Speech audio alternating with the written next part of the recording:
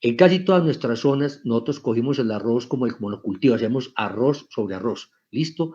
Esto nos ha llevado a tener lotes que no descansan y normalmente no rotan. Hombre, el arroz tiene unos problemas asociados con la siembra. Cuando yo siembro arroz, aparece piricularia. Cuando yo siembro arroz, aparece manchado de grano. Pero hay otros patógenos, hay otros invasores que están en el cultivo, independiente de que haya o no haya arroz. Entonces, tenemos problemas que son asociados al lote. Y estos problemas normalmente tienden a ser endémicos. Aprovechan para tomarlo. Pero ellas van a estar, esté o no esté el arroz. El Gallimimus graminis lo conocemos con varios nombres, es una enfermedad que recién entró a nuestra región, atacado en Colombia, atacado en Centroamérica, lo está atacando ustedes, atacado en Perú, y en todas partes ha generado mucha expectativa y tal vez, sí, la expectativa nos ha llevado a tomar las cosas muy de afán. Hemos perdido, o sea, de alguna forma hemos entrado como en pánico. Listo, y empezamos a pelear contra ella. La conocemos con muchos nombres, mancha naranja, podredumbre de las vainas del cuello, podredumbre del pie, mal de pie, amarillamiento del arroz, podredumbre de parda, otros le llaman pietino, o sea, tenemos una serie de nombres para el mismo patógeno. ¿Listo? Desde el punto de vista de la taxonomía, que sería un tema claro de lo que son los fitopatólogos, hombre, la clasificación es un hongo ascomiceto que pertenece a la clase Sorderiomicetos y la Sardomycitae, pues todos estos nombres muy extraños, género Gallimimus, especie Graminis, variedad Graminis. Es la forma o es el nombre técnico, la clasificación técnica a la que hacemos referencia cada que queremos buscar información del patógeno. Sin embargo, ustedes pueden encontrar sinónimos como el Ophiobulus graminis graminis, Ophiobulus oricinus, el Inocarpum cariceti y oricinum. Entonces, digamos, esa es la referencia básica para uno entrar a buscar la literatura sobre este patógeno. ¿Ya? El primer problema que hemos tenido con el manejo de Gallimimus en arroz es básicamente la identificación del patógeno en campo.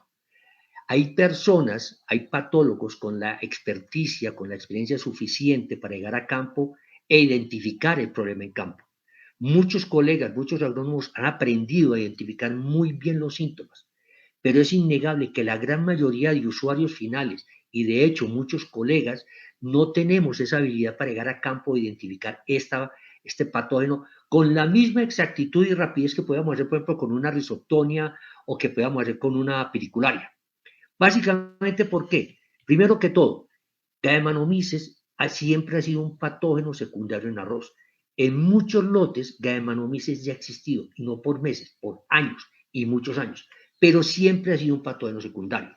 Con base en el manejo que nosotros hemos dado de Rhizoctonia, de Salocladium, de Piricularia, nosotros eliminamos una serie de competidores que Gallimimus tenía. Al sacarle los competidores, el señor, que era un secundario, puede por fin convertirse en primario. Esto ocurrió hace un par de años atrás. Hace unos pocos años ocurrió esto. Esto nos lleva a que al día de hoy, si hablamos comparado contra una piricularia, contra una risoptonia, hombre, la cantidad de estudios que hay son muy pocos.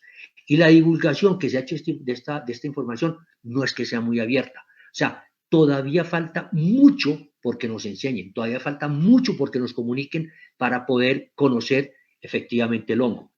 La identificación en campo es supremamente difícil. Yo, como le digo, no soy patólogo, menos aún soy manchólogo, esa habilidad para determinar síntomas, hombre, pero es una enfermedad difícil de determinar en campo. Primero, porque es asintomático en buena parte de su recorrido.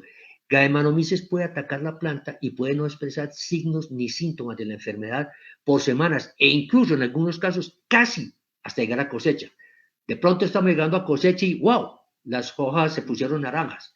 Pero resulta que para que esas hojas estén naranjas, yo desde hace 2, 3 meses atrás tengo un problema abajo en la pata de la planta. ¿Listo? Y no lo he podido percibir. Entonces, la falta de síntomas muy evidentes, muy rápido, en todos los casos, lleva a la confusión. Lo otro es que la facilidad de confundirlo con Rhizoctonia y Salocladium es supremamente alta. O sea, pues digo yo, hay que tener mucha experiencia para poder discernir cuál mancha es Rhizoctonia, cuál mancha es Salocladium, cuál mancha es Gallimimus. Enseguida van a ver por qué. La otra cosa es que, y de hecho, incluso toxicidad por pesticidas podría llegar allá. Entonces, como ven, tenemos alguien que se parece a muchas cosas y muchas cosas que pasan normalmente en el lote de arroz. Por eso, siempre, cuando yo estoy empezando a pelear con Galliminomyces, es importante contar con el apoyo, la asistencia de una persona con experiencia suficiente en identificación de enfermedades para que me diga claramente, mira, tu problema es Galliminomyces. ¿Por qué les decía yo eso? Hombre, uno puede identificar un patógeno por los signos, o sea, partes de sus estructuras, o por los síntomas, que son las consecuencias que tiene la planta. Hagamos una comparación entre Galliminomyces, Rhizoctonia solani y Sarocladium. Los signos. El primer signo, hombre, se forman manchas oscuras e irregulares en los entrenudos y en las vainas de las hojas. Esto todo cercano al cuello de la raíz o al nivel del agua. Si lo vemos, ese signo lo presentan los tres. Yo encuentro ese tipo de manchas en Galliminomyces, en Rhizoctonia o en Sarocladium. Bueno, ¿qué otra alternativa tengo? Hombre, el micelio forma costras alargadas e irregulares de color oscuro en el tallo. Voy a ver y tanto Galliminomyces como Rhizoctonia como Sarocladium me forman ese tipo de manchas. Hombre, tengo formación de estructuras reproductivas en las vainas de las hojas, de 1 o 2 meses después de que comienza la invasión. O sea, tengo esclerosios, tengo estructuras reproductivas pegadas en la hoja para identificarlo. Hombre, el hecho es que los tres hongos producen sus estructuras. Sí, ya una persona con experiencia suficiente empieza a identificar esta estructura contra la otra, pero como digo, eso requiere de una persona que tenga habilidades especiales y específicas en el tema de identificación. Muchos de nosotros, agrónomos que estamos ubicados más a otro nivel, realmente llegamos a campo y sí, ahí están las estructuras, pero cuál de los tres es difícil saberlo. Entonces, como ven, los signos no tienden a ser muy fácil el tema. Lo último es que se puede formar una pudrición seca en la raíz o en la base del tallo, y esta pudrición puede ser de color pardo oscuro. En este caso en particular, ahí sí, solamente Galliminomyces y Rhizoctonia lo producen. Digamos que Sarocladium quedaría por fuera. A lo que quiero llegar aquí es que si ustedes se dan cuenta, los signos, o sea, las estructuras propias del patógeno, aunque son evidentes en algunos casos, son bastante fáciles de ser confundidas con las de otro par de órganos, otro par de patógenos. Si miráramos el asunto desde el punto de vista de los síntomas, o sea, cuáles son las consecuencias que genera el hongo sobre el cultivo, cuál es la sintomatología. Nuevamente, comparamos Galliminomyces con Rhizoctonia y con Sarocladium. Hombre, en ese caso, el ataque es en manchas. Se forman unas manchas en el lote. En estas manchas las plantas tienen poco desarrollo, las plantas son débiles, puede presentar cambios de color de varios tipos y tienden a ser quebradizas. Nuevamente, los tres hongos generan ese tipo de situación. Y más cuando estaban apenas en proceso de colonización del lote. Segunda alternativa, hombre, la lámina foliar se torna amarilla y naranja. Ah, tenemos el primer síntoma exclusivo de Galliminomyces, hojas naranjas o amarillas. El problema que hay, y lo vamos a entender más adelante, es que cuando este síntoma se presentó hace meses, tenemos el problema. La mancha naranja, la hoja naranja hacia el final del cultivo, más que un síntoma, es simplemente una declaración de que hace ratos estamos complicados. Pero sí nos diferenciaría claramente de una Rhizoctonia y de un Sarocladium. Las espigas se ponen blancas, se maduran prematuramente, son estériles, hay granos vanos, o sea, dicho otra palabra, la productividad se va al piso por varios modelos y la espiga se daña. Ocurre con Galliminomyces, ocurre con Rhizoctonia y ocurre con Sarocladium. Entonces, nuevamente no tenemos una situación interesante. Perdón que aquí hubo algo que me tragué. Mire, no tenemos Rhizoctonia ni Sarocladium generando lámina amarilla, pero si ustedes ven, es muy fácil que una toxicidad por hierro o una deficiencia de magnesio o una toxicidad por herbicidas me generen hojas amarillentas y naranjas. En este caso, esto nos diferencia muy bien de otros patógenos, pero habría que tener claridad de que estemos diferenciando un patógeno de un problema de nutrición. Muerte de macollas, volcamiento de plantas, normalmente, de acuerdo a la agresividad del ataque, al manejo que se le da a estos patógenos, tanto Galliminomyces como Rhizoctonia como Sarocladium podrían matarme macollas, podrían generarme volcamiento de plantas, siendo mucho más claro entre Galliminomyces y Rhizoctonia esa relación. Ahora, hay un síntoma que sí es claro y prácticamente único y temprano, y desde temprano podríamos tener de Gamenomyces, y es la formación de raíces adventicias en los nudos inferiores. Enseguida vamos a ver que el daño principal, o sea, el objetivo, el daño clave de Gamenomyces en arroz es dañar la raíz. Si yo daño la raíz, la primera respuesta de la planta es tratar de reemplazarla por raíces nuevas. Esto es formar raíces adventicias en los nudos inferiores. Si yo empiezo a ver formación de raíces adventicias en los nudos inferiores, puedo inferir casi con el 100% de certeza de que tengo un problema de Gamenomyces. Lo único que podría en un momento determinado confundirme sería que hubiese una especie de embalconamiento de raíz por una sobredosis de pendimetalina. Pero yo tendría la facilidad de saber si metí o no metí pendimetalina. Si no he metido pendimetalina y estoy formando balcones de raíces, raíces secundarias, muy seguramente mi planta me está diciendo, mi raíz principal se está fregando, voy a tratar de reemplazarla desde este momento y para eso formo. Entonces, como ven, no disponemos ni de muchos síntomas ni de muchos signos para diferenciar. Si alguno de ustedes tiene dudas, mire, acudan a una persona que tenga la experiencia para ello. Es fundamental saber con quién estamos peleando. Ahora, una vez que su lote ha presentado mancha naranja, Gamenomyces, puede estar seguro que en el siguiente semestre se va a aparecer otra vez. O sea, nosotros necesitamos saber por primera vez que estamos siendo atacados. Después de eso, en las cosechas siguientes, yo ya sé que debo esperar la presencia del patógeno, porque el patógeno es un patógeno del suelo, no es un patógeno del cultivo. O sea, el cultivo se va a enfermar, pero es el suelo el que tiene Gamenomyces, es el suelo el que tiene Rhizoctonia. Entonces, cuando yo ya sé que las tengo ahí, yo ya debo estar preparado para lo que se me puede venir más adelante. Hay una clasificación funcional. Esta, como le digo yo, no es una clasificación que tenga que ver mucho con el tema de patología, sino más con el tema de fisiología. ¿Cómo puedo clasificar o cómo es mi enemigo funcionalmente hablando? Hombre, desde el punto de vista de biología, básicamente hablamos de un patógeno que es un necrótrofo. Este señor mata para comer del muerto. Él va y mata la célula. Él no se alimenta de ella, él mata la célula. Y una vez que la mata, se la come. ¿Listo? Es su forma de atacar. Diferente a lo que ocurre con otros hongos que simplemente penetran en la célula y van extrayendo de a poco la alimentación. No, aquí es matando y comiendo. ¿Listo? Es un parásito facultativo. Él puede vivir como saprófito. Si no tengo tejido vivo, pues como muerto. Igual. Y si está vivo, lo mato para comérmelo.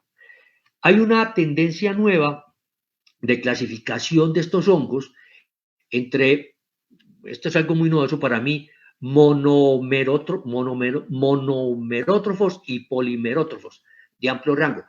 Dicho otra palabra, este personaje come de todo, come de lo que encuentre dentro de la célula. Y aparte de eso, ataca un amplio rango de hospederos. O sea, estamos hablando de un hongo que siempre ha sido secundario, pero que él por sí mismo tiene unas habilidades espectaculares para sobrevivir. Pero entonces es muy importante, sobre todo el tema de necrótropo. El hombre va entrando y va matando. El órgano afectado, señores, el principal daño, el daño grave que Gamenomyces te va a hacer en tu cultivo es que te va a dañar la raíz. El hombre te toma la raíz y te la destruye, se la consume. Y además de eso, la base del tallo. Entonces, si tenemos en cuenta que la raíz y la base del tallo es la comunicación entre todo el suelo y toda la parte superior, si esta vaina se echa a perder, señores, estamos fregados, estamos fregados. Su objetivo fundamental está atacar ahí. ¿Dónde se origina el patógeno? Está en semilla, puede venir con semilla, vive en el suelo, en muchos lotes ya existía Gamenomyces, lo que pasa es que siempre fue secundario, o también puede llegar con aguas de riego. Dentro de la planta se lo considera una enfermedad relativamente sistémica porque entra por la raíz o sobre la base del cuello y podría desplazarse hacia partes superiores, igual que lo que hace un Rhizoctonia, igual que lo que hace un Saloclavium. Y en campo es de esas enfermedades que hemos dado por llamar, no desde el punto de vista de fitopatología, sino más bien desde el punto de vista de fisiología, silenciosas. Son patógenos que pueden entrar en la planta y pueden desarrollarse y avanzar mucho antes de que los signos o los síntomas de su presencia puedan llegar a ser detectados. Silenciosa es una forma sencilla de decir asintomática. Entonces, yo puedo estar tranquilo de que mi cultivo está bonito, yo lo veo bien, mi cultivo está bien, yo no tengo que preocuparme, pero resulta que el daño se está dando. El problema grave con Galliminomyces es que él daña la raíz. Y si yo tengo un cultivo aparentemente limpio, aparentemente sano, con 1 o 2 meses de la raíz muriéndose, cuando llega la hora de producir, definitivamente mi planta no va a poder funcionar. ¿Cómo coloniza Galliminomyces los lotes? Mire, ¿cómo ingresa? En algunos lotes, y no pocos, él ya está presente. Ese hongo ya está en el suelo hace rato. Simplemente está como secundario. Está ya metido, no molesta, él vive comiendo basurita en el piso, hay basura de sobra y el tipo está feliz. La otra forma, en lotes no contaminados, es que llegue con semilla. Esta es la forma, una de las formas más rápidas de que llegue y que se disperse, es que llegue semilla contaminada. La otra forma muy común es que sea transportado por maquinaria o por agua de lotes infectados a lotes sanos. Por eso es importante tener la historia de los lotes. Hombre, en el lote número 3 yo sé que tengo Galliminomyces. Si yo tengo el lote 4 y el lote 5 limpios, cuando yo vaya a salir del lote 3 definitivamente tengo que lavar la maquinaria para que ese suelo contaminado no me contamine los lotes nuevos. Hombre, es que el agua, por pendiente el agua viene del lote 3 al lote 4, lote 5. Tengo que encontrar la forma de que parte del agua rodee al lote 3 para que no traiga el material de allá para acá. Pero es la forma básica de entrar semilla o transporte por maquinaria y agua. Ahora, una vez que el Galliminomyces está en el lote, ¿cómo hace para sobrevivir? Como les decía, el tipo es un parásito facultativo. Él puede ser saprófito, simplemente vivir en el suelo comiendo basura, lo que haya, o incluso atacando socas y residuos de cosecha, listo, y sobrevivir ahí. Cuando ya llegue el cultivo, pues ataca el cultivo, pero si no hay cultivo, puede sobrevivir muy bien en estas socas y en estos residuos. También tiene la capacidad de atacar y comerse y destruir malezas gramíneas, Leptocloas, Sinon, Chloris, muy probablemente Echinocloas, este tipo de plantas, él también las puede atacar. O sea, Galliminomyces graminis no es una enfermedad exclusiva de arroz, es una enfermedad que tiende a atacar gramíneas. ¿Listo? Por eso, un cultivo, el monocultivo asegura la endemia, pero la rotación con otras gramíneas como maíz no aseguraría la inhibición de la enfermedad entre ciclos. Si es un Galliminomyces que ataca gramíneas y yo roto un maíz con un arroz, definitivamente él va a tener siempre un material adecuado para estar comiendo. Es un patógeno que tiene una capacidad de colonizar relativamente rápido los lotes. Las manchas de este año, que eran de manchas de 10 metros de diámetro, posiblemente en una cosecha sean manchas de 40 y luego sean manchas de 60 y así van creciendo de una forma bastante rápida. Entonces, semillas, transporte, acuérdense que sobreviven soca en los residuos y sobrevive también en malezas gramíneas y todos los restos que estén en el campo. Esa es la forma como el Galliminomyces coloniza el lote, ¿ya? ¿Cómo es la forma como este hongo infecta el cultivo? O sea, ¿cómo entra y cómo comienza a atacar el cultivo? Primero, el inóculo viene en la semilla, entonces resulta que yo traigo una semilla que viene contaminada por Galliminomyces. Normalmente, Galliminomyces no inhibe la germinación. Entonces, él simplemente deja que la planta germine, que la semilla germine. La planta comienza a germinar. Cuando comienza a germinar, a botar primordios de hoja y raíz, desde ese momento él ya comienza a meterse. Tiene una característica bien simpática, se quedaría muy rápidamente sin recursos. Irónicamente, a pesar de que es capaz de atacar muy temprano, en los estados iniciales, en estos estados iniciales de planta, normalmente no suele ser muy virulento. No, el tipo en esta etapa simplemente va avanzando por la raíz despacio, pero de forma no agresiva, porque de alguna forma el hongo sabe que si mata muy rápido la planta, esa opción de crecer dentro de la planta y reproducir dentro de la planta terminaría eliminándola al mismo. La segunda opción es que el inóculo ya esté en campo. Yo voy a sembrar en un lote donde ya Galliminomyces está. ¿Listo? El micelio penetra por la raíz o casi a nivel del suelo. No es un hongo que flote y no es un hongo que profundice, no. Él se ubica aquí, en este punto donde la raíz y el tallo comienzan a formarse. Normalmente por ahí ataca, avanza por la raíz y avanza por el tallo. ¿Listo? Teniendo esa opción de entrar por raíz o por base de tallo, pues ustedes podrían esperar un ataque en cualquier estado de crecimiento. Uno puede esperar ataques en plantas de una y dos hojas, en plantas de una o dos macollas, e incluso uno puede esperar ataques a inicio de primordio. O sea, que el hongo pueda penetrar es viable en cualquier momento. Sin embargo, obviamente la mejor probabilidad para el hongo va a ser plántulas pequeñas. Por eso nosotros debiéramos esperar y debiéramos enfocar mucho nuestro esfuerzo a controlar esos ataques tempranos, en plántulas germinando, en plántulas antes de inicio de macollamiento. Tenemos información que dice que el producto se puede transmitir de una planta a la otra por las raíces, ¿listo? Normalmente la capacidad de dispersión es de 1 o 2 metros del inóculo inicial. Entonces, si la planta número 1 se infectó, hombre, más o menos 2 metros en diámetro podría, vía... Discute si es posible que haya una transmisión del patógeno hoja por hoja. Es probable. Es probable que se pueda dar una contaminación, que la hoja de esta planta contaminada le pase a otra. Es probable. Sin embargo, la probabilidad o el efecto final no es relevante. Digamos que por la discusión teórica podríamos llegar a aceptar que fuera una probabilidad, pero desde el punto de vista práctico no. La dispersión para nosotros, planta a planta, va a ser definitivamente vía raíz. Las otras dispersiones en el lote ya son por agua o por movimiento de tierra, que era lo que habíamos discutido inicialmente.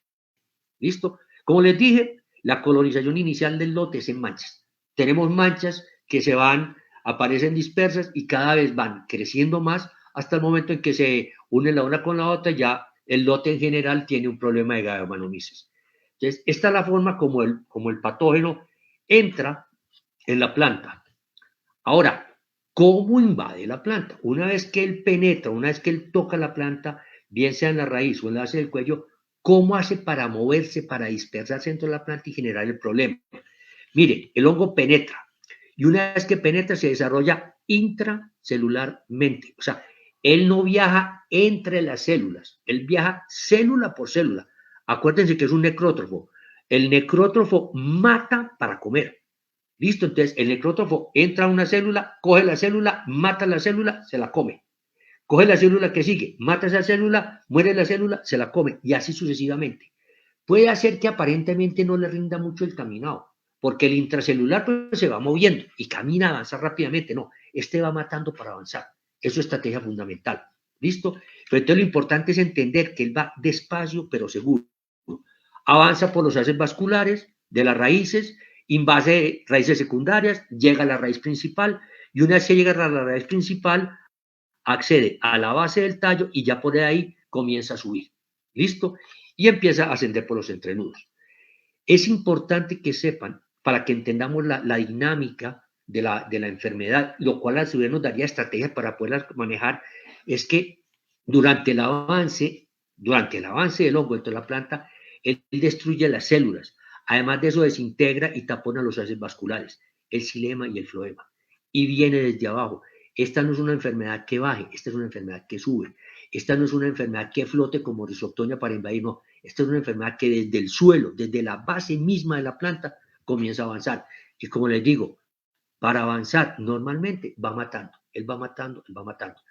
Que puede existir inóculo que se parte y viaje dentro del xilema como un pedazo de micelio, es muy probable, realmente es muy probable. Pero él como estrategia fundamental es matar, comer, matar, comer, matar, comer. ¿Ya? Entonces, ese es el modelo como él invade la planta. ¿Cuáles son los órganos afectados? Y ya lo he repetido como 500 veces, pero es que ese es el mensaje fundamental. Mire, de toda la presentación mía, métanse en la cabeza una vaina. El problema de Gallimimus no está en las hojas. El problema de Gallimimus está en la raíz y en la base del tallo. Es ahí donde ustedes tienen su problema. Es ahí donde ese maldito hongo se está llevando todo el dinero que vos está invirtiendo. Todo tu esfuerzo, todo tu rendimiento se pierde porque no tenés raíz, no tenés base de tallo, porque ahí es donde se concentra. Hombre, el tipo daña la raíz. Básicamente causa una reducción de su tamaño, reduce el tamaño de la raíz, disminuye la capacidad que tiene la raíz para explorar el suelo, para absorber nutrientes, para transportar agua y poderlos mover hacia arriba. minimiza también la capacidad de anclaje. Entonces tengo una raíz pequeña que a duras penas me sostiene, que no busca nada en el suelo, que es incapaz de absorber nutrientes, que le queda difícil tomar agua y aparte de eso le es muy difícil mover comida hacia arriba. Entonces ahí es donde el hongo está haciendo su gran daño. La otra forma de daño es que el hongo y las consecuencias que él genera termina generando taponamientos en xilema y floema. Todos los áreas de conducción, tanto los que ascienden xilema como los que bajan floema. ¿Listo? Limita el transporte de agua, de nutrientes, de la raíz a las hojas. Limita el transporte de fotosintatos, de producto de fotosíntesis, a las raíces, a los tallos, los órganos de almacenamiento a partir de las hojas. O sea, el personaje termina básicamente bloqueando nuestros sistemas de transporte. La pérdida de clorofila y el amarillamiento que ustedes ven al final es un daño evidente, sí, pero es de menor importancia. Cuando ustedes tienen el amarillamiento, ya hace 2 meses tienen un daño irreversible en la raíz. Y el problema es que si uno pierde la raíz, no importa lo que hagamos, señores, no tenemos la tecnología para alimentar una planta vía hojas y lograr que rinda lo que tiene que rendir. Todavía no tenemos esa tecnología. Nuestros fertilizantes foliares nos permiten corregir deficiencias, nos permiten mejorar una cosita aquí, pero decir que, perdón, a ver, no vaya a ser Julie, listo, no, pero decir que podríamos llegar a sacar cosechas de arroz simplemente con fertilización foliar, no. Entonces, por eso es muy importante que sepan que sus raíces, el taponamiento de xilema y floema, sobre todo aquí en la base, en la parte inicial de la planta, son mucho, mucho más graves que el amarillamiento que se puede dar arriba. ¿Listo? Entonces, esta no es una enfermedad para manejar al final del cultivo, no, es una enfermedad para manejar al inicio del cultivo. ¿Ya? ¿Cómo se afecta el cultivo? Pues lógico, si yo tengo un daño en la raíz y en el tallo, hombre, la planta de arroz va a ser pequeña, va a ser débil, va a ser enana, ¿listo? Va a ser quebradiza, va a sufrir volcamiento relativamente fácil, seguramente va a tener mucha muerte de macoyas, muchas macoyas van a morir, sí, no tengo ni raíz ni base de tallo, sí, al final las hojas se ponen de color amarillo o naranja, pero como digo, al final, cuando ya la planta no tiene capacidad para hacer nada más, pues simplemente empieza a respirar la hoja y la hoja se pone amarilla. Irónicamente, el problema es que muchas veces, tal vez algunos de ustedes han confundido, algunos de ustedes no, muchos de nosotros hemos confundido un Galliminomyces con una deficiencia nutricional. Y nos ponemos a pelear con el personaje que no es. Las espigas se maduran temprano, se ponen blancas, cambian de color, son estériles, se producen granos vanos, o sea, básicamente la rentabilidad, la productividad del cultivo desaparece porque tenemos un problema desde raíz y base de tallo. La pérdida de clorofila y la menor capacidad fotosintética que asociamos con el amarillamiento hacia el final del cultivo, hacia el momento de la emisión de las espigas, es un síntoma muy evidente, pero como les digo, no es principal. El amarillamiento de la hoja no es lo que va a causar la pérdida de rendimiento, como si ocurre con risoptonia.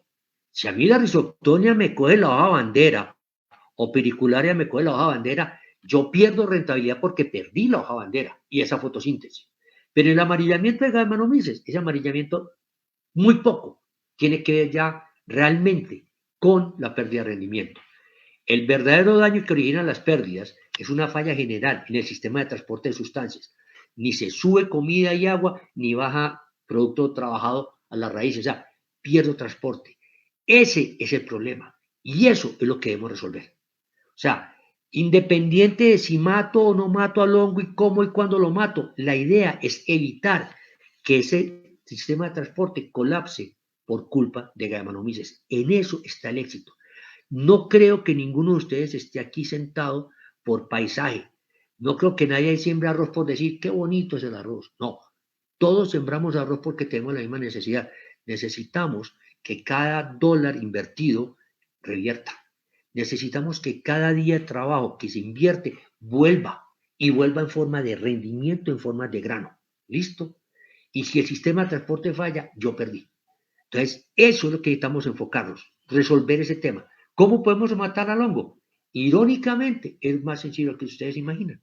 Matar el hongo cuando uno sabe Como le digo, cuando uno hace un enfoque fisiológico del patógeno, se vuelve relativamente muy sencillo. ¿Listo? ¿Por qué? Empecemos a mirar las interacciones de Gallimimus con su ambiente. O sea, ¿cómo responde Gallimimus al ambiente? Les dije, ese patógeno en muchos de sus lotes ha existido hace mucho rato y nunca habían tenido problemas. ¿Listo? Es una enfermedad, un patógeno secundario. En casi todas partes es un patógeno secundario. Cuando uno es secundario, uno depende mucho del ambiente. Primero, microorganismos del suelo. Hombre, suelos pobres y con poca actividad microbiológica, o sea, con poca presencia de microbios en el suelo, facilitan la colonización, la supervivencia y el ataque al cultivo.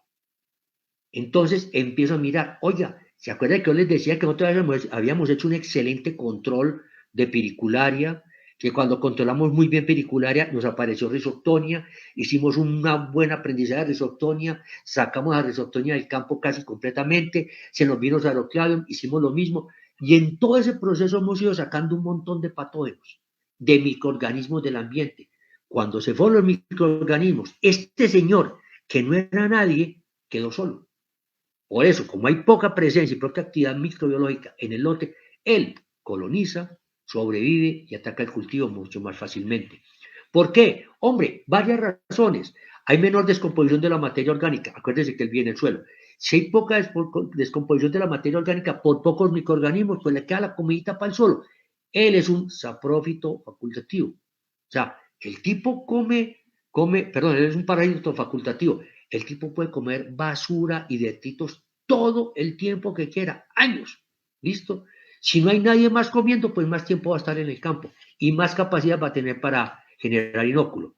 Segundo, la menor competencia interespecífica permite que el hongo secundario se vuelva primario, tanto en el suelo como en el cultivo. Entonces, en la medida que nuestra práctica agrícola nos ha llevado a disminuir la cantidad, oiga, ni siquiera la calidad, es la cantidad de microflora en el suelo, este hongo quedó solo. Y al quedar solo, pues, papito, venga, yo aprovecho. Y se empezó a dañar de los cultivos. El hongo es muy flojo cuando tiene que pelear con alguien más. Él prefiere comerse su comida podridita tranquilito en el suelo. Si es que tiene que ponerse a pelear con alguien. Yo con usted no peleo. Yo no me voy a poner a pelear por una planta de arroz. Yo aquí tengo mis hojitas o mis residuos para comérmelos. Y el otro que iba allá. El otro que colonice allá. El otro que se mueva. Entonces, ojo, es bien importante para ustedes, desde el punto de vista de largo plazo, para no quedar esclavizados de unas técnicas de aplicación continuas, es incrementar la microflora del suelo. Y existen muchas formas de hacerlo. Ustedes saben bastante más de eso que yo. Ahorita miraremos algunas. Fertilización. Mire, los desbalances nutricionales, bien sea hacia arriba o hacia abajo, afectan al cultivo y al patógeno. Cuando usted sabe que tiene un problema de Gallimimus en sus lotes, cuando usted ya sabe que ese lote 3 tiene Gallimimus, la fertilización de esos lotes debe ser muy balanceada. No es sobrefertilizar, es muy balanceada. ¿Por qué razón? Si yo aplico excesos de algunos nutrientes, y aquí me disculpan los fitopatólogos si de pronto cometo una imprudencia, pero cosas como estas, si yo tengo excesos de calcio en los lotes, hombre, yo disminuyo la presencia de microorganismos del suelo. No, pero es que yo estoy metiendo calcio y con eso estoy corrigiendo pHs o corrigiendo acidez y toda la historia. Sí, estás corrigiendo tu acidez, pero si tenés Gallimimus, estás sacando los microorganismos del suelo. La principal barrera para disuadir a Gallimimus de atacar la planta es que haya microorganismos en el suelo. Un alto nivel de calcio que yo necesito para corregir una acidez termina favoreciendo un Gallimimus de forma indirecta. ¿Listo? Hombre, si tengo un patógeno que me está dañando la raíz, me impide que busque nutrientes, que transporte nutrientes, un tallo deficiente en mover comida y agua, y si aparte de eso, ese cultivo está sometido a una deficiencia de nitrógeno, fósforo, potasio, obviamente la gravedad del daño va a ser mucho más alta. Si yo tengo Gallimimus y trato de volverme un poco miserable con el manejo de la nutrición, pues hombre, acuérdese que el cultivo no puede comer, y si además de no poder comer, está en un ambiente donde hay poca comida disponible, pues obviamente las consecuencias finales en producción van a ser mucho más dramáticas. Ahora, el otro lado tampoco sería positivo. Un exceso de nitrógeno va a favorecer el volcamiento. ¿Por qué? porque tengo una planta con un pésimo anclaje. Si me echo mucho nitrógeno, la planta tratará de convertirse, de pronto volverse un poco exuberante. ¿Listo? Podría caer. Acuérdense que el nitrógeno tiene la capacidad de acelerar el trabajo de la planta. Una planta que recibe nitrógeno trabaja mucho más rápido. Pero resulta que el nitrógeno que entra hace que la planta trabaje más rápido, pero no hay otros nutrientes que entran a la misma velocidad. ¿Qué pasa? La planta termina cansándose y nuevamente la planta se revienta. Como comentario, les coloco esto porque me llamó mucho la atención. Varios autores recomiendan mejor el nitrógeno amoniacal que el nitrógeno nítrico. Lo encontré como recomendación en varias partes y lo voy a colocar, aunque no tengo muy claro el porqué. Pero varias personas muy metidas en el tema de nutrición y Gallemanomyces coinciden en lo mismo. Pero entonces, la fertilización debe ser adecuada. Yo sé que mis lotes tienen Gallemanomyces.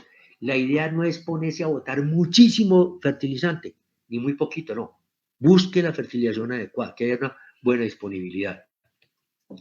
pH del suelo. Este es más complicado porque es que lograr pHs extremos en el suelo, pues bueno, se logran por algunos tipos de fertilización, algunos manejos. Lo que sí es cierto es que los pHs extremos tienden a disminuir la actividad microbiana. Muy ácidos o muy básicos, los microbios en el suelo terminan pagando las consecuencias. La descomposición de materia orgánica se va a hacer más lenta porque hay menos microorganismos. El hongo, acuérdense que sobrevive como saprófito en los residuos. Entonces, mientras más tiempo demore en descomponerse la materia orgánica, pues más tiempo va a tener el hongo para sobrevivir. Esto puede facilitarme o prolongar la presencia del patógeno hasta por 2 o 3 años. ¿Listo? El tipo de suelo. Definitivamente prospera mejor en suelos sueltos y arenosos. No quiere decir que en otros suelos no se dé, pero los suelos sueltos y arenosos, los ataques y la dispersión de Gallemanomyces suele ser mucho, mucho más agresivo. Nuevamente, porque los suelos sueltos y arenosos tienen menos microorganismos, menos quien lo frene, hay menor fertilidad porque hay mayor lavado, entonces hace que la eficiencia sea más notoria, más rápido, hay menor retención de humedad. Si tengo una raíz que no está en capacidad de tomar nutrientes y de tomar agua y la pongo donde hay poquita comida y poca agua, pues obviamente el efecto final sobre la planta va a ser mucho más evidente. Este tipo de situaciones favorecen la invasión, pero sobre todo favorecen la severidad final, no del síntoma, sino de la pérdida de rendimiento que vamos a tener. La edad de cultivo, el producto ataca, el hongo ataca, como les digo, desde plántulas germinando, desde esos primeros primordios radiculares y foliares, él ya puede empezar a penetrar, ¿listo? A llegar incluso a estado reproductivo, o sea, puede invadir muy, muy tarde en el cultivo. Ahora, cuando los ataques son tempranos, antes de 30 días después de germinación, incluso le hace antes de macollamiento, los daños finales son más severos. Si yo tengo un ataque de Gallemanomyces tipo 18 o 20 días y no lo freno, el daño, la pérdida que va a generar es mucho más grande que la que se generaría si el ataque iniciara, por ejemplo, en diferenciación de primordio, iniciación de primordio. ¿Listo? Entonces, ataques tempranos no controlados me llevan a daños mucho más graves. Irónicamente, invasiones tardías tienden a que el hongo se mueva más rápido. No necesariamente va a causar más daño, pero sí se mueve más rápido. Rotación de cultivos, como les dije, el monocultivo o la rotación con solo cereales es la clave para que el hongo se vuelva endémico. ¿Listo? Ahora, el problema es quién de nosotros tiene en nuestros suelos arroceros la habilidad para estar rotando arroz con, ¿qué te digo yo? Soya, con otras plantas. O sea, es bien complicado. Pero como digo, es un problema del suelo. Y el hongo, mientras tenga comida gramínea ahí, va a estar trabajando mucho tiempo.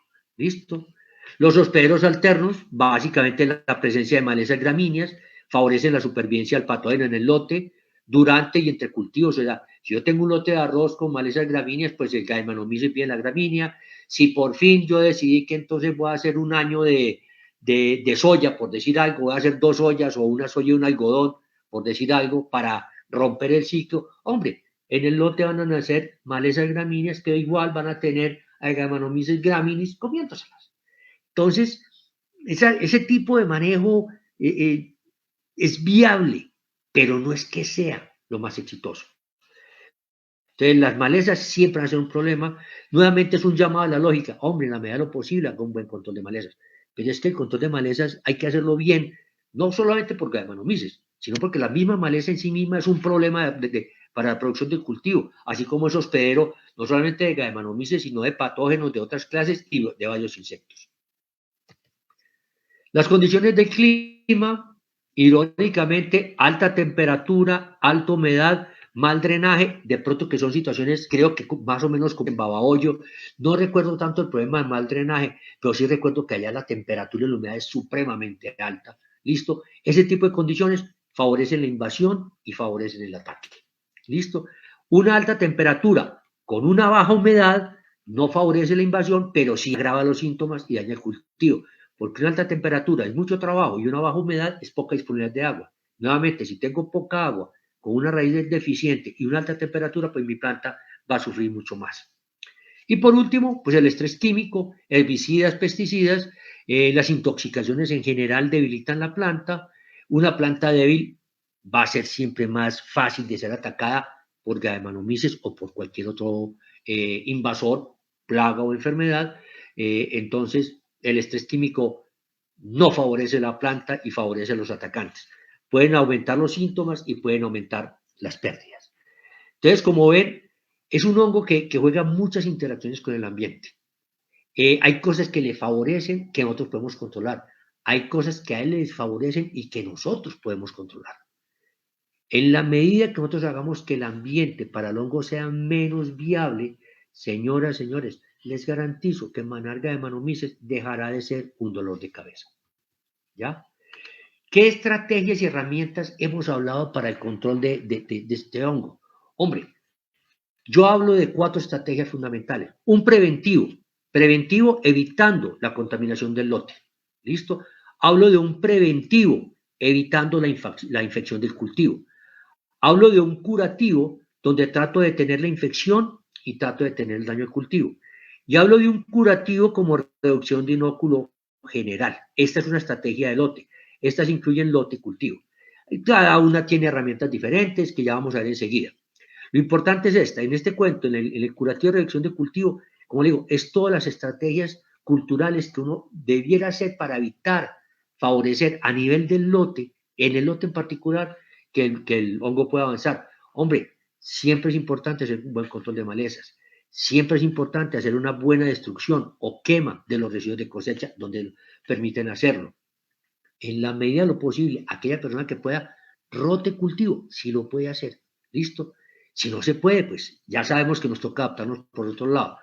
Y aquellas personas, esta es una recomendación muy europea, que nosotros podamos hacer a nuestros arrozales sería una espectacularidad. Hombre, en la medida que pueda agregar compost y una carga biológica junto con el compost sería muy rico. Pero no siempre podemos hacer eso. Veamos entonces qué podemos hacer con estas 3: prevención de contaminación del lote, prevención de infección al cultivo y curatividad cuando ya el patógeno está atacando. Hombre, para evitar la colonización del lote, semilla certificada, semilla limpia, listo. O sea, yo sé que para muchas personas de campo, en nuestros campos, en muchas de nuestras zonas arroceras, es muy difícil acceder a la semilla certificada. Pero señores, en la medida posible, busquen la certificada, busquen semilla limpia, de lotes donde no haya. El hongo puede viajar con la semilla, ¿listo? Si sé que tengo un lote contaminado, limpie la maquinaria entre un lote y otro. Si tengo que pasar del lote contaminado al lote no contaminado, limpie la maquinaria. Ideal, mucho mejor, trate, aplique, maneje primero, prepare primero el lote no contaminado y después pase ya al otro. Es otra estrategia muy sencilla que podría llegar a aplicar. Cuidar el movimiento de aguas. Si sé que el lote 3 tiene la mancha naranja, pues evitar que el agua del lote 3 pase a un lote que esté limpio, porque seguramente lo va a pasar la enfermedad para allá. Mire, conservar y aumentar la microflora del suelo es bastante sencillo, es bastante económico y es supremamente eficiente. Todo lo que ustedes hagan para favorecer el desarrollo de la microflora del suelo va en contra de Gallimimus. Cuando el señor encuentra que el lote está ocupado por mucha más gente, él simplemente va y se acomoda a lo que más fácil le queda, a lo más barato, quedarse en el suelo comiendo desechos y no toca el cultivo. Y esta estrategia nosotros sí la podemos hacer. No hay que echar toneladas, señores, no hay que echar toneladas de microorganismos. No, es cuestión de irlos sembrando. Hombre, metan productos de origen biológico y déjenlos que ellos vayan prosperando en el suelo. Démosles la oportunidad de que prosperen en el suelo con un manejo adecuado, con una fertilización adecuada. Hombre, bajémosle un poquitico a la presión a los pesticidas muy fuertes para que esta microflora comience a avanzar. En la medida que esa microflora vuelve y se adueña del suelo, ella sola se encarga de sacar Gallimimus. Y de hecho, ella sola se encarga de ponerle la vida bien difícil a Rhizoctonia y a Salocladium y a bacterias. Acuérdense que los suelos sanos, con buena carga microbiológica, normalmente requieren menos presión de pesticidas sintéticos. ¿Ya? Entonces, la idea es, enfoquémonos en hacer esto. Aplicar químicos al suelo con la idea de erradicar Gallimimus del suelo es viable. Sí, se puede hacer, pero bastante costoso, bastante costoso. Y la verdad, poco eficiente. Porque terminó el producto químico, si viene de otro lado una nueva invasión, vuelve y penetra. Lo que no ocurre con estas es que estas entran y no se van. Los microorganismos entran y se quedan. Entonces, esta es la estrategia más bonita que uno podría llegar a hacer, pensando en el control de la enfermedad en el largo plazo. Esto me evita la entrada, pero esto me ayuda a sacarlo por tiempo muy largo. La segunda situación es, hombre, hagamos un manejo preventivo buscando que la infección del cultivo no se dé o no sea complicada, no sea severa para mi situación. Hay dos momentos particulares donde ustedes pueden hacer un excelente manejo de la enfermedad.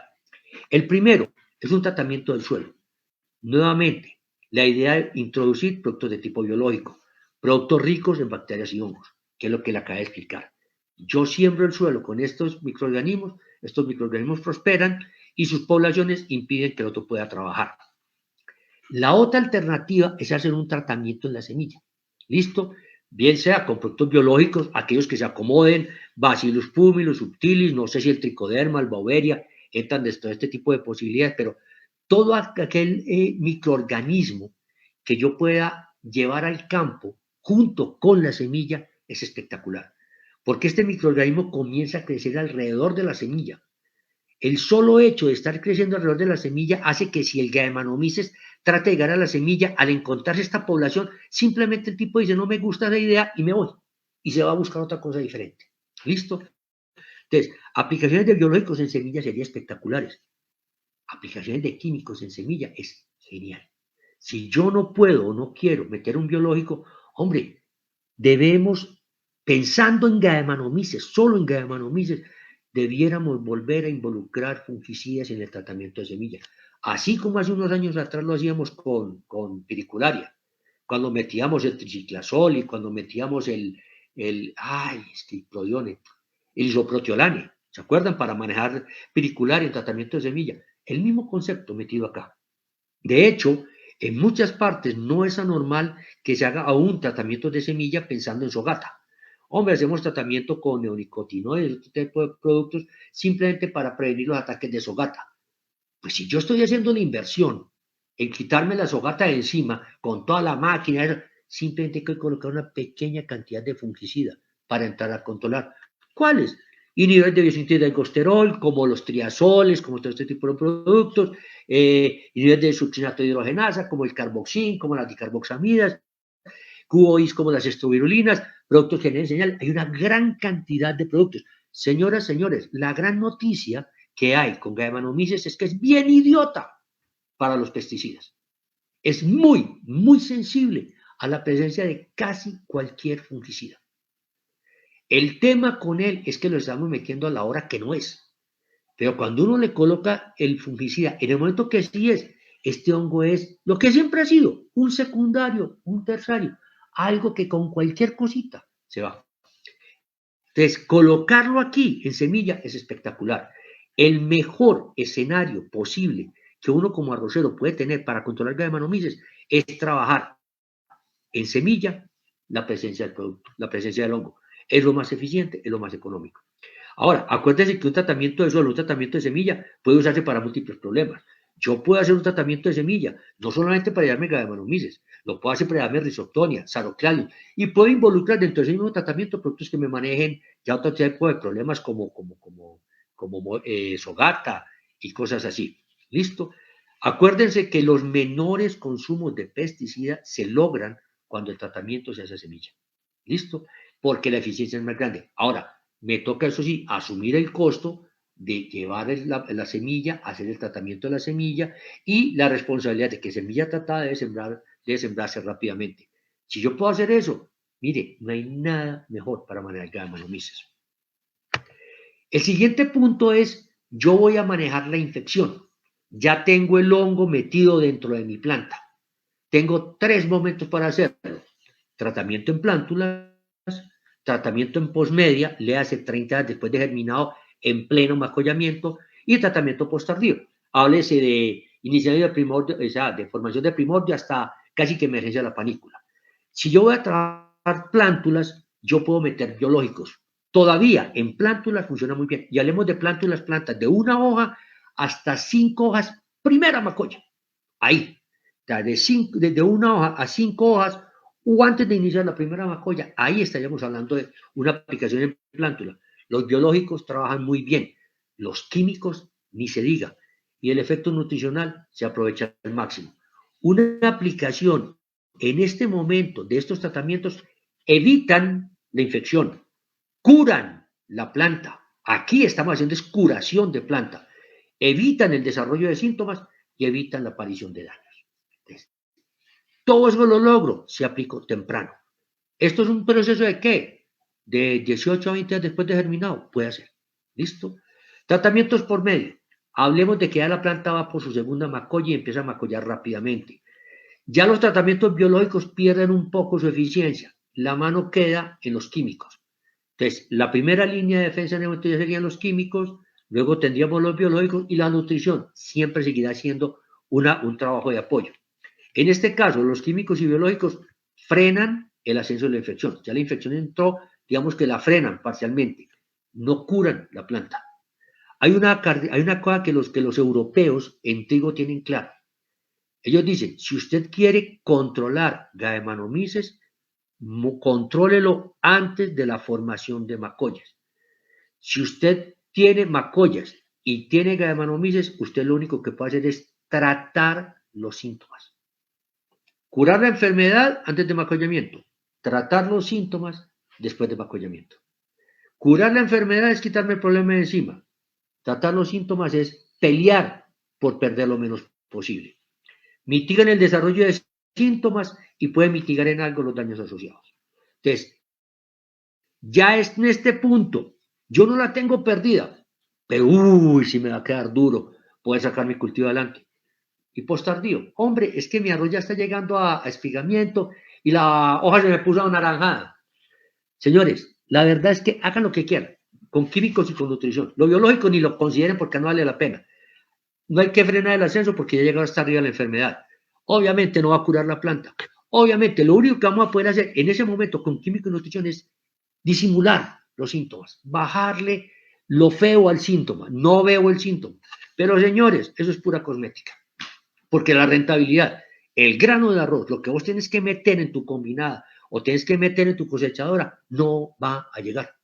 ¿Por qué? Porque es que aquí hace ratos, cuando esto se da, hace ratos el problema viene de atrás. Entonces, esta es una enfermedad de momento, hay que cogerla en el momento. De acuerdo al momento, yo puedo manejar las herramientas como yo quiera. Entonces, como les digo, así como les decía que una de las cosas importantes con la enfermedad es una enfermedad del lote.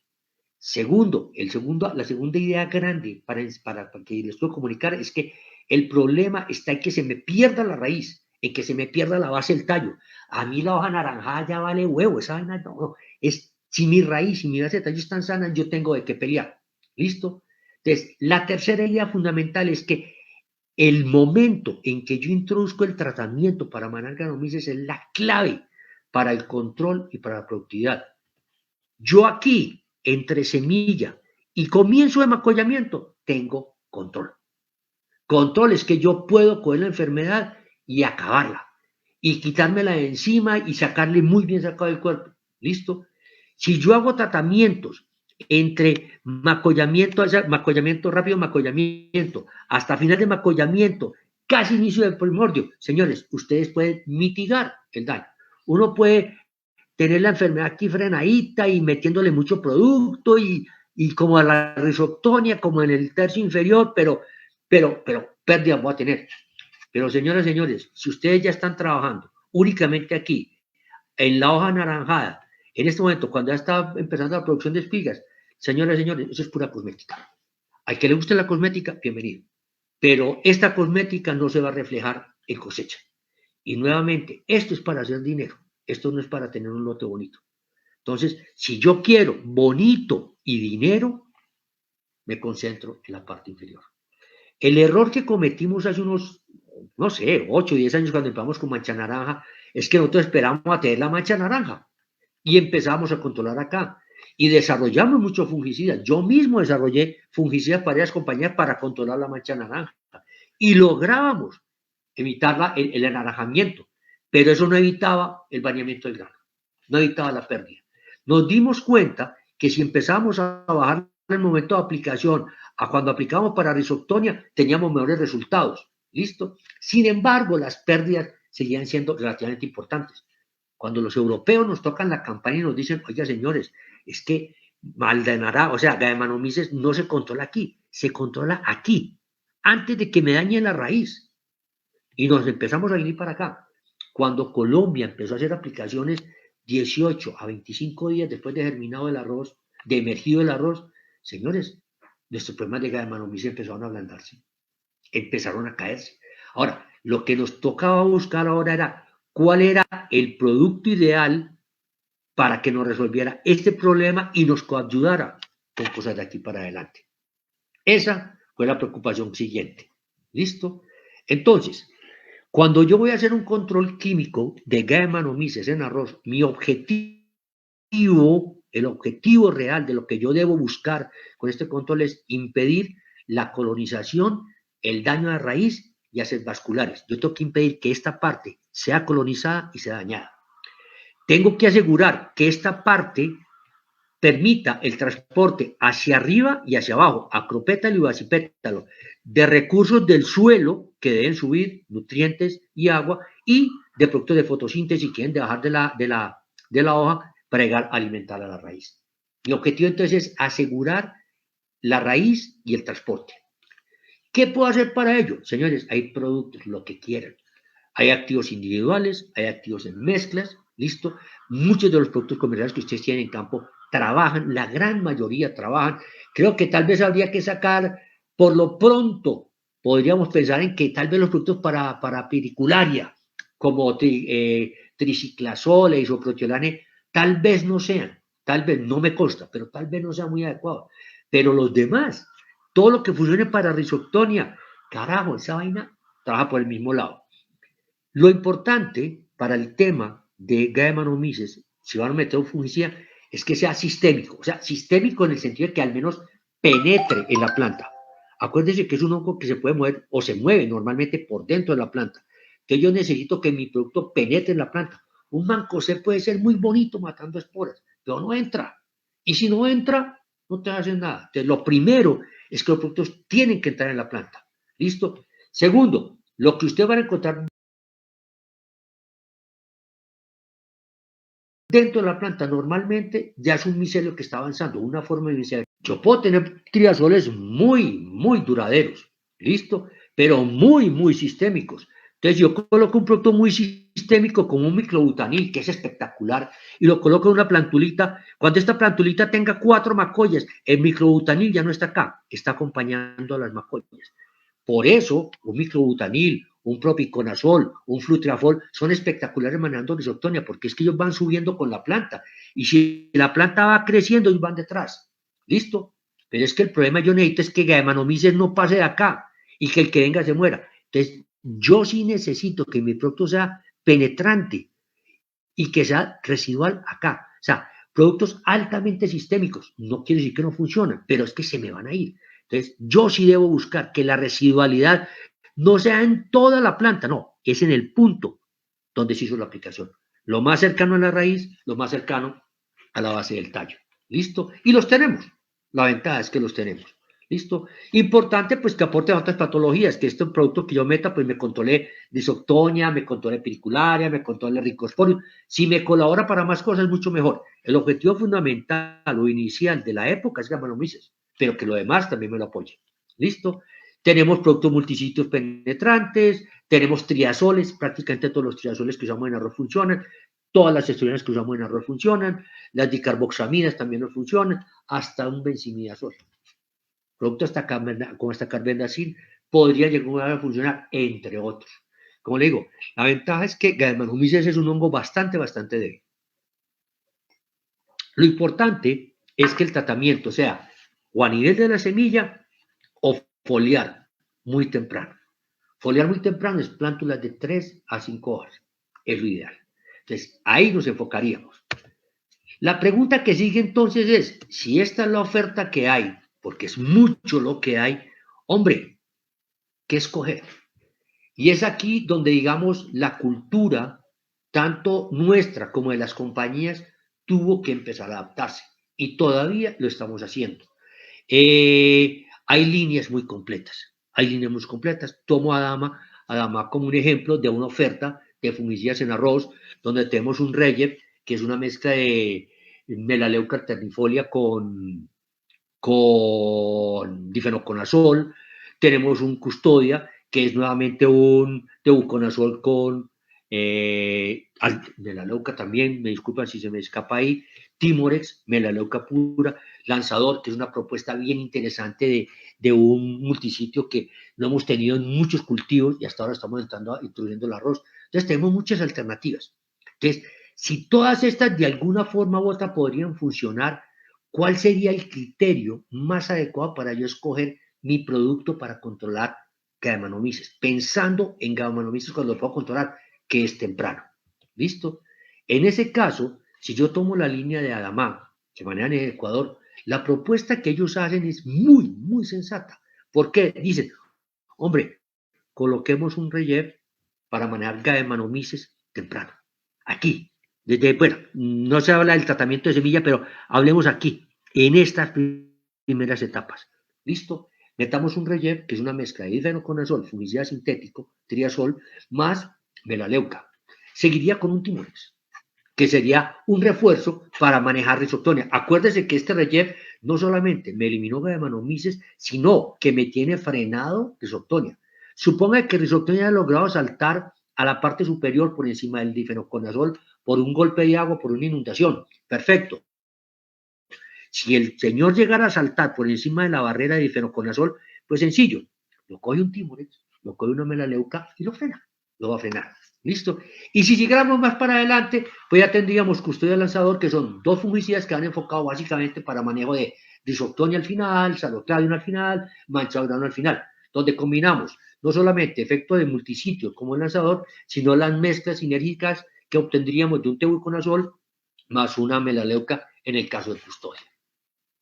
Ahí me pegó que me confundí, me disculpan todos, por favor. Pero entonces, esta es la estrategia. Ahora, ¿pero por qué? ¿Por qué Adama decide colocar Reyev acá? ¿Dónde está la clave? ¿Por qué es que nos vamos con Reyev ahí? Miremos rápidamente quién es Reyev. Es extracto de árbol de té, de la leuca alternifolia, difenoconazol. Tiene sus concentraciones. El modo de acción, este es un producto de contacto mesostémico, o sea, es un producto que no penetra mucho en la planta y su movimiento es muy superficial. Él no sería un hongo, no sería un fungicida muy específico para manejar el tema invasión de Gallimimus, pero tiene la capacidad de matar esporas. Nosotros podemos llegar a encontrar esporas de Gallimimus a nivel del suelo. Este producto, esta parte del producto y su efecto de contacto sobre la superficie impediría que al menos a nivel del cuello el hongo pueda penetrar. Nos vamos con el siguiente, difenoconazol. Es un producto penetrante. Él toca la hoja, toca el tallo y penetra. Básicamente tiene la capacidad de penetrar. Pero el difenoconazol no se mueve. O sea, el difenoconazol penetra en el tallo, pero no sube por el tallo. Entonces, donde el producto cae, se queda. Si yo tengo una planta de 10 centímetros de altura y la baño completamente con difenoconazol, cuando esa planta tenga 20 centímetros de altura, el difenoconazol va a estar ubicado en los 10 primeros centímetros. Y cuando la planta tenga 40 centímetros de altura, el difenoconazol va a estar en los 10 primeros centímetros. ¿Dónde? En la base del tallo, donde yo necesito que Galliminomyces, si llega a penetrar, no pueda pasar. Entonces, ya empiezo a entender por qué Además me dice, oiga, vámonos con un difenoconazol abajo. Porque es que la zona de protección, esos primeros 10 centímetros de los que hablé de protección, van a ser durante mucho tiempo. El producto no se va a ir. Si yo lo hiciera con un Flutriafol, el problema es que el Flutriafol, a los 15 días, cuando la planta tenga 20 centímetros de altura, el Flutriafol va a estar casi todo en los 10 centímetros de arriba. Y cuando tenga 40 centímetros, va a estar casi todo en los 10 centímetros de arriba. Y abajo no va a tener prácticamente nada. Entonces, necesito esa duración ahí. Este es un producto multisitio, ¿listo? Lo cual me permite atacar por varias estrategias al hongo y a la bacteria, al hongo y al micelio. Este es un señor que inhibe la síntesis del costerol, o sea, impide el crecimiento del micelio. Esto me mata la espora, esto me mata el micelio. El espectro de control de los dos es amplio. La gran ventaja es que es un amplio. Este me permite manejar no solamente Galliminomyces, sino que me maneja muy, muy bien Rhizoctonia, me maneja muy, muy bien también Saloclavio. El producto es preventivo curativo. Este producto es más curativo. La estrategia se hace como preventiva. Este trabaja con espora y micelio. Este trabaja micelio. La parte más importante. Este es un residual medio. Este es un residual largo. Entonces, si vuelvo a lo mismo, si yo tengo una plantita de 10 centímetros de altura y la aplico hoy, esos primeros 10 centímetros quedarán protegidos más o menos, unos 45 días. Es una vida promedio, calculada para el difenoconazol. Como molécula, el difenoconazol es un producto tranquilamente de 45 días en arroz. Entonces, a los 45 días mi planta puede tener, ¿qué digo yo? 60 centímetros de altura, perfecto. Pero los 10 primeros que apliqué hace 45 días siguen cargados con difenoconazol, que me coge cualquier micelio que quiera entrar y caput. Si estaba dentro, lo mató. Y si después de eso entró otro, vuelve y lleva. Y cuando se muere ese, viene otro, vuelve y lleva. Hay un detalle interesante que no es hoy el día para explicarlo completamente, pero hay un par de puntos también a considerar. Mire, tanto el extracto árbol de té, tanto la melaleuca alternifolia, como el difenoconazol, como triazol, tienen la capacidad de estimular los sistemas de defensa de la planta. Este es reconocido por todo el mundo, ya todo el mundo lo sabe y lo acepta. Este es un tema que apenas hasta ahora estamos empezando a comentarle a la gente. Hombre, entonces, no solamente este me mata las esporas de muchos patógenos, me coge los patógenos antes de entrar y me los vuelve miseria. Y este hace lo mismo, sino que además de eso, este me estimula defensa salicílico dependiente, defensa jasmónico, y este me estimula defensa salicílico dependiente. Entonces, tengo un efecto biocida directo por la alternifolia, por el difenoconazol, y tengo un efecto fungicida indirecto a través de inducción de resistencia, para la cual resulta que el señor Galliminomyces es un soberano idiota. O sea, ese personaje no soporta. Como ven, el tipo, lo que pasa es que es un gran oportunista. Como todas las opciones se le dieron a él, por eso él se envalentonó y se metió en el arroz y nos da por la cabeza como le da la gana. Pero cuando nos damos cuenta que es un pobre timorato al que le ponemos algo contra qué pelear, el tipo decide, no, yo prefiero no pelear con nadie, yo me voy para mi piso y me sigo comiendo desechos en el piso y dejo el cultivo en paz. Entonces, esa es la idea, ¿por qué se escoge un producto como esto? Sí, podríamos escoger otros triazoles, yo no les digo que no, pero la gran ventaja que tiene difenoconazol en Reyev, además de la suma de la melaleuca, es esa capacidad de penetrar el tallo y quedarse en esa zona del tallo, independiente que la planta siga creciendo. Porque si yo logro que esa primera parte de la planta quede protegida, carajo, cada que el hongo quiera entrar, va a encontrar una barrera, va a encontrar una barrera, va a encontrar una barrera, y no va a poder prosperar. ¿Listo? Y si el hongo no prospera, pues la planta, bien que mal, coge productos del suelo y muy bien, porque tendría toda la facilidad, puede exportar hacia la parte superior. Si puede exportar hacia la parte superior, definitivamente se hace fotosíntesis y las hojas nos van a volver comida para que nuestras raíces que estén sufriendo por este hongo puedan ser reemplazadas por otras raíces que van avanzando. Entonces, esa es la razón de escoger un producto como relleno. Para finalizar, dentro de las posibilidades, dentro de lo que uno pudiera hacer en campo, ¿cuál sería como el orden de importancia, el orden de éxito? ¿Cuál es la recomendación que les doy? Hombre, mientras les quede posible, lo más fácil, lo más barato y lo de más beneficio en el largo plazo es trabajar la microflora del suelo, bajo la estrategia que a ustedes les guste. Yo lo meto con inoculantes, lo meto con este producto. Lo importante es mejorar la microflora del suelo. Presérvenla y aumentenla. En la medida que la microflora del suelo se incrementa, cada Saccharomyces deja el cultivo. Él no quiere peleas con nadie. Segundo, si voy a hacer tratamientos ya con productos sintéticos o con cosas muy específicas, ojalá puedan hacerlo como tratamiento de semillas. Es perfecto, porque crean una zona de protección alrededor de las primeras raíces que hacen que el hongo le quede muy complicado entrar a pelear. Eso puede ser con productos biológicos o químicos. Hombre, si no puedo hacer tratamiento de semillas, hagan el tratamiento en plántulas. Traten de hacer la aplicación para manejo de Ganomanomices y líguenla a otro tipo de hongos en aplicaciones tempranas. ¿Cuándo? Antes del macollamiento. La clave es que sea antes de macollar. ¿Listo? Que por mi modelo yo pueda hacer una aplicación a los 18 días, yo la pudiera hacer a las 12. Lo importante es que sea antes de comenzar a macollar. Una vez que la planta esté macollando, ya el hongo está disperso por varios lados. A partir de ahí ya nuestra estrategia es mitigar el daño, no evitar que se dé. ¿Listo? Si yo no puedo hacer un tratamiento post-plántulas, en plántulas, pues ya me queda el posmedio. ¿Listo? Pero como les dije ahora, el posmedio tiene un problema, es que uno se limita a esa, a contener el problema abajo, pero de todas maneras puedo llegar a tener severas pérdidas ¿en qué? En rendimiento.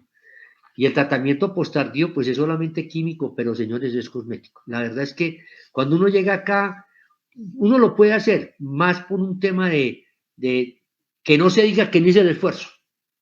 Pero la verdad, poco a poco, desde el punto de vista de rendimiento, ya tu rendimiento está comprometido.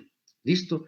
Obviamente, todo esto siempre complementarlo con manejos culturales, semillas de calidad, la higiene del lote, o sea, evitar que entre maquinaria contaminada, el control de malezas, el control de otros patógenos, de otros invasores, un manejo de nutrición adecuado, ni los excesos ni los defectos. Acuerde que se desbalancea la relación entre planta y patógeno y podemos tener, y un buen drenaje de lotes.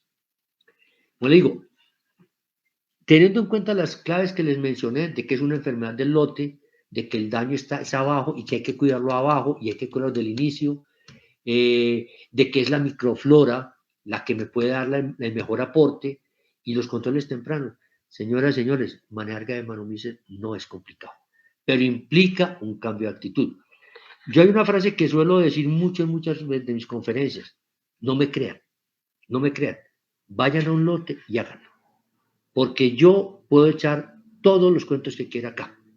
Pero ustedes saben que el único que no miente es el cultivo. Cojan un lote donde usted diga, tengo un problema de Saccharomyces claro y aplíquelo temprano. Y en un par de meses volvemos a hablar. Y seguramente me va a decir, definitivamente usted tenía razón. Bueno, yo no, simplemente estoy trasladando la información que los europeos desarrollaron para el tema de Saccharomyces en trigo y que lo estamos haciendo en arroz. Cada vez más gente lo está haciendo y cada vez estamos más satisfechos del resultado. Dicho esto, pues desaparece el espanto. No sé, voy a, perdón, a mirar las preguntas que Julie me dice que han hecho.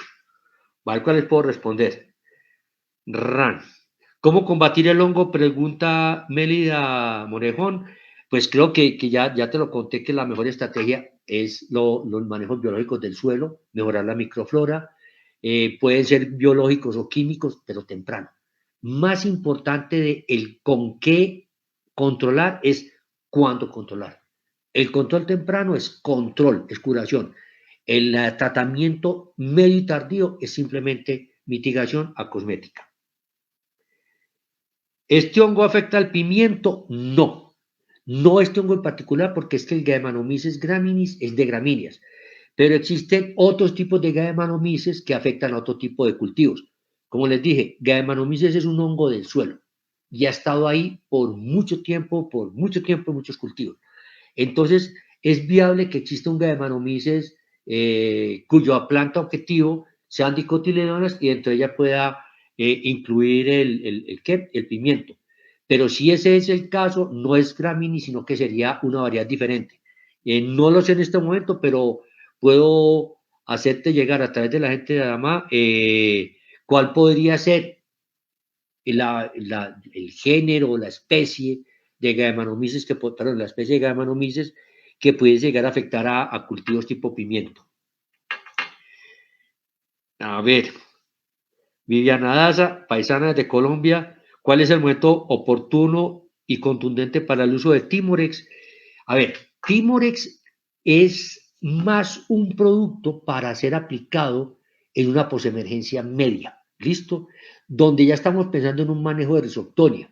Si estamos hablando en el tema de solo Gallimimus, Timorex no sería la mejor estrategia para utilizar, mucho menos temprano. Acuérdate que una de las cosas que decimos es que el Timorex es un producto de contacto, ¿listo? Y no es tan residual como lo que sería un Regev en el tema del difenoconazol. Entonces, un Timorex temprano te daría una película externa que podría afectar la germinación de algunas esporas o podría llegar a afectar la penetración de algunos micelios, ¿ya? Pero nunca tendría la misma duración ni la misma contundencia que tendría que el Regev. En el Regev el aporte importante lo hace realmente el difenoconazol. La propuesta de Adama que se me hace muy interesante es iniciar con un Regev que es melaleuca, que es lo mismo que el Timorex, acompañado del difenoconazol para dar esa protección inicial temprana y dejar para una posmedia, ahí sí, a un Timorex que me da un control muy amplio de patógenos, no solamente manchas de hoja, sino que también me tiene el efecto sobre risoctonia, ya en el proceso de avance hacia arriba, malinducción de resistencia, sería el momento más adecuado. ¿Ya? Pero con respecto a Gallimimus, no. Es mejor enfocar el esfuerzo en Regev.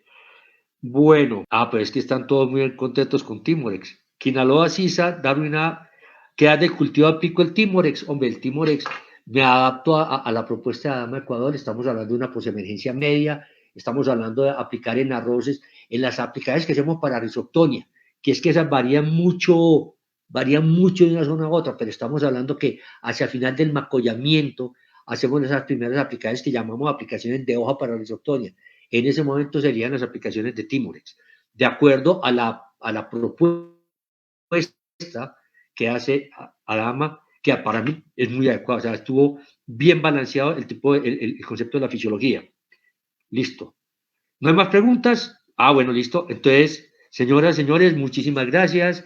Les agradezco su tiempo. Espero que haya sido de utilidad. De todas maneras, si alguna pregunta adicional o algo que adicional que quieran saber, a través del grupo de AMA, pues me hacen el favor de hacerme llegar la información y a través de ello les doy la respuesta. Dicho esto, desaparece el espanto. Muchísimas gracias y que tengan todos muy buena tarde.